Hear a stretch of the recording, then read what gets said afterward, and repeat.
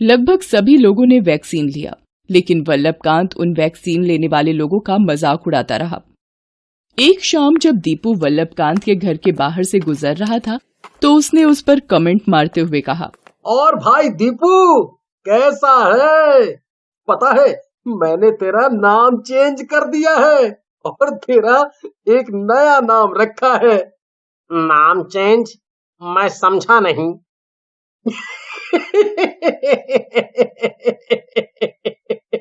अरे वो कोरोना की वैक्सीन ले ली है तुमने।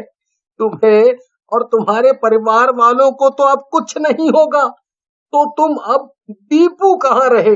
तुम तो अमर हो गए ना। तो आज से तुम्हारा नाम अमर। ये बात बोलकर वल्लभकांत खिलखिलाकर हंस पड़ा। दीपू बेचारा वहां से सिर झुकाए चला गया। वल्लभकांत इसी तरह पूरे गांव में उन लोगों का मजाक उड़ाता जिन्होंने वैक्सीन ले ली थी। जिन्होंने नहीं ली थी उन्हें वो वैक्सीन के लिए भड़काता। वल्लभकांत एक आदमी से बातें कर रहा है। चौरसिया, पागल है क्या तू? किसने कह दिया तुझे वैक्सीन लेने के बाद कुछ नहीं होगा? भैया, आत्माराम जी तो यही कह रहे थे। देख भाई चौरसिया, आत्माराम जी अब बूढ़े हो गए हैं। तुम्हें पता है ना, ज्यों ज्यों आदमी की उम्र बढ़ती जाती है वो सठियाने लगता है। आत्माराम जी पूरी तरह सठिया गए हैं, जो इन वैक्सीन कंपनी वालों के जाल में फंस रहे हैं। जाल में? चौरसिया, मेरे पास पक्की खबर है, ये वैक्सीन एकदम बेकार है। मैंने तो सुना है इसे लगाने के बाद कुछ लोग भगवान को प्यारे हो गए। देख, तेरी अभी नई नई शादी हुई है, अगर तुझे कुछ होगा तो तेरी बीवी को क्या आत्माराम जी रोटी खिलाएंगे? चौरसिया वल्लभकांत जी की बातों में आ गया। वल्लभकांत जी के चेहरे पर एक विजयी मुस्कान आ गई। कुछ दिनों बाद बाकी देश के बाकी जगहों की तरह जमालपुर गांव में भी कोरोना की दूसरी लहर आ गई और लोगों को अपना शिकार बनाने लगी। दीपू को भी कोरोना हो गया।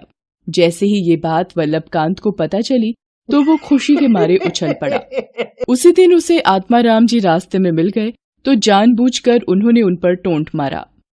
ओहो, अरे बहुत बुरा हुआ आत्माराम जी दीपू के साथ। मैंने सुना बेचारे को कोरोना हो गया, लेकिन उसने वैक्सीन तो ले ली थी ना? हाँ, ली थी, फिर भी हो गया ना। अरे मुझे तो पहले से ही ये मालूम था। आप भी उन वैक्सीन वालों की बड़ी वकालत किया करते थे। अब किस मुंह से करेंगे उनकी वकालत? मेरी मानिए तो आप गांव छोड़ दीजिए, क्योंकि अब तो कोई आपकी बात मानने से रहा। आत्माराम जी ने वल्लभकांत की बातों का कोई जवाब नहीं दिया। ये बात तो सही थी कि दीपू को वैक्सीन लेने के बाद भी कोरोना हो गया था, लेकिन ये बात भी सही थी कि उसकी तबीयत वैक्सीन लेने के कारण जल्द ही सुधर गई। उसके साथ कुछ भी सीरियस नहीं हुआ और वो पूरी तरह ठीक हो गया। दूसरी ओर कोरोना की इस लहर ने वल्लभकांत के घर को भी अपने कब्जे में ले लिया। उसकी मां दुर्गावती को बुखार आ गया। वल्लभकांत के पिता सूरजकांत जी पूरी रात अपनी 55 साल की पत्नी दुर्गावती के पास इस उम्मीद में बैठे रहे कि उनकी तबीयत ठीक हो जाएगी, उनका बुखार उतर जाएगा। लेकिन उनकी उम्मीद पर तब पानी फिर गया जब सुबह उन्होंने अपनी पत्नी को जगाने की लाख कोशिश की, लेकिन वो नहीं जागी। सूरजकांत जी समझ गए कि उनकी पत्नी अब जीवित नहीं है। रात भर रोका आंसुओं का बांध टूट पड़ा। वो अपनी पत्नी के मृत शरीर से लिपट कर रोने लगे। सूरजकांत जी के रोने की आवाज सुनकर उनका बेटा वल्लभकांत, उनकी बहू सरला और उनका 24 साल का पोता कमल कमरे में दौड़े आए।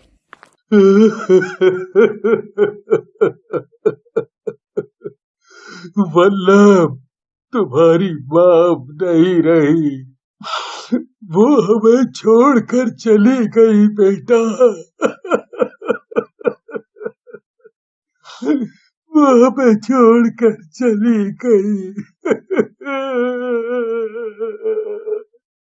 सूरजकांत जी का पूरा परिवार शोक में डूब गया।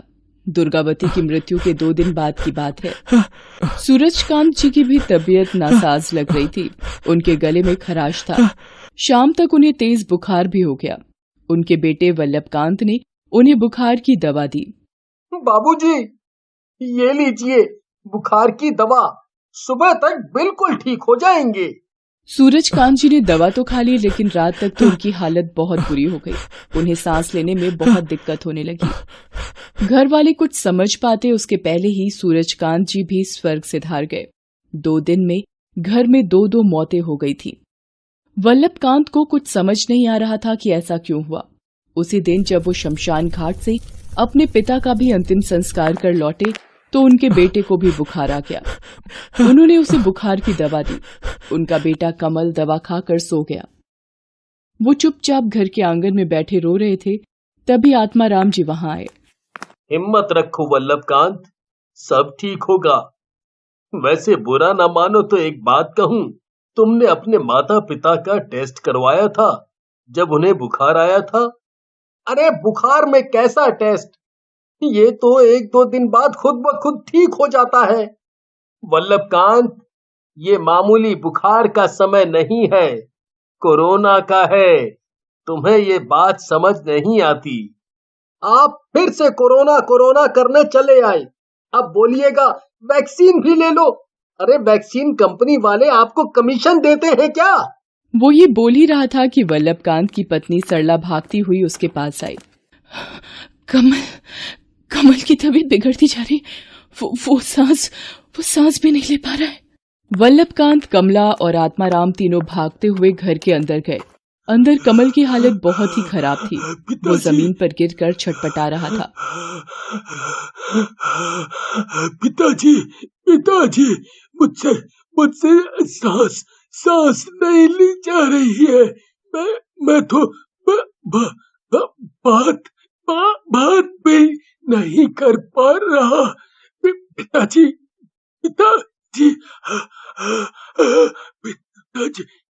वल्लभकांत, कमल का ऑक्सीजन लेवल गिर गया है। तुम्हारे पास ऑक्सीमीटर है क्या? तुम्हें तो मैंने कहा था खरीदने के लिए। मैंने तो कुछ भी नहीं खरीदा। आत्माराम खुद भागते हुए अपने घर गए और वहां से ऑक्सीमीटर लेकर आए। उसने ऑक्सीमीटर में कमल का ऑक्सीजन लेवल चेक किया तो 90 से भी कम था। वल्लभकांत, हमें कमल को लेकर तुरंत अस्पताल जाना होगा। इसे ऑक्सीजन की सख्त जरूरत है।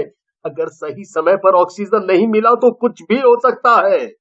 वे लोग कमल को लेकर अस्पताल पहुंचे, लेकिन एक तो गांव का अस्पताल, वहां सुविधाएं भी कम और कई सारे मरीजों पर एक ही डॉक्टर। न तो कमल को बेड मिला और न ही ऑक्सीजन सिलेंडर। उसकी तबीयत लगातार बिगड़ती ही जा रही थी। तभी आत्माराम की नजर हेड डॉक्टर पर गई। हेड डॉक्टर आत्माराम को पहचानते थे। आत्माराम ने उनसे सारी बात कही। अस्पताल में बेड तो सचमुच एक भी खाली नहीं था। डॉक्टर साहब ने जमीन पर ही बेड की व्यवस्था की और कमल को भर्ती कर लिया। उसे तुरंत ऑक्सीजन का सपोर्ट दिया गया। आत्माराम जी, आप सही समय पर इसे ले आए, नहीं तो शायद इसे बचाना मुश्किल हो जाता। डॉक्टर की बात सुनकर वल्लभकांत ने आत्माराम जी की तरफ पश्चाताप भरी निगाहों से देखा। तभी डॉक्टर ने कहा कि पता है आत्माराम जी, हम लोग भी अपनी गलती के कारण इस बीमारी को और ताकत दे रहे हैं। अब इसकी वैक्सीन आ गई है, फिर भी लोग नहीं ले रहे हैं। जानते हैं, अगर इस लड़के ने वैक्सीन ली होती तो ये इस तरह मृत्यु के कगार पर नहीं पहुंचता। वल्लभकांत चुपचाप खड़ा सब सुन रहा था। उसे वो सब बातें याद आ रही थीं जो वो आत्माराम जी को नीचा दिखाने के लिए कहा करता था जब वो वैक्सीन की बातें करते थे।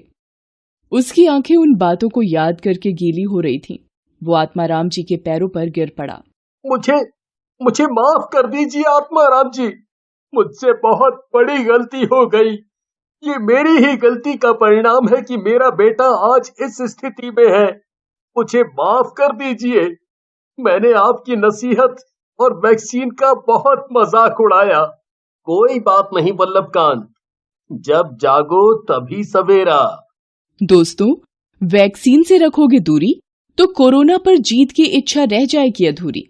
इसलिए वैक्सीन जरूर लगवाएं और कोरोना को हराएं।